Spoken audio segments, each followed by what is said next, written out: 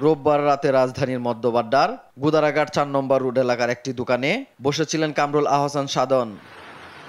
এক পর্যায়ে মাস্ক পরা ২ ব্যক্তি তাকে লক্ষ্য করে এলোপাতাড়ি গুলি করতে থাকে। এতে মাটিতে লুটিয়ে পড়েন সাধন। ফাঁকা গুলি করতে করতে পালিয়ে যায় দুর্বৃত্তরা। আর পরিবার বলতে ওনার ওয়াইফ আর ওনার বোন, আর নাই কেউ এখানে।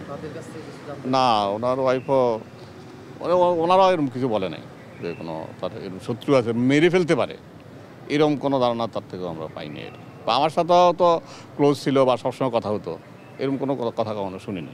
ওনার বাড়ি আমাদের বাড়ি এক জায়গায়, আমাদের পাশের গ্রামে ওনাদের বাড়ি, তো সবসময় যোগাযোগ থাকতো আর কি। এমনি ওনার শত্রু থাকতে পারে, আমরা ওইদিকে গেলে দেখতাম, কথা বলতাম, চা খাই চলে আসতাম, কিন্তু শত্রু টত্রু এমন কিছু দেখি না। এখন এমনও কী কারণে হয়েছে এটা তদন্ত করে পুলিশে এটা জানাবে, এটা তার আমরা কিছু জানি না।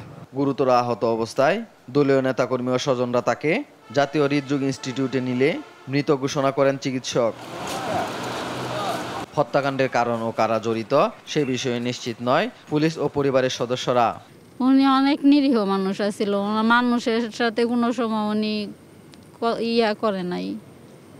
আমরা নিজেরা ব্যবসা করতো, ব্যবসা যাইতো আইতো, এই রাজনীতিকে একটু আছে, রাজনীতির সাথে জড়িত, কিন্তু সবার ওনাদের সাথে তো ভালোই সম্পর্ক সবার সাথে। নিহত সাধন গুলশান বিএনপি যুগ্ম সম্পাদক। তিনি পেশায় ডিশ ব্যবসায়ী ছিলেন। এ বিষয়ে মামলা প্রক্রিয়াধীন আছে বলে জানান বাড্ডা থানার পুলিশ। AH হিমেল, দেশ টিভি, ঢাকা।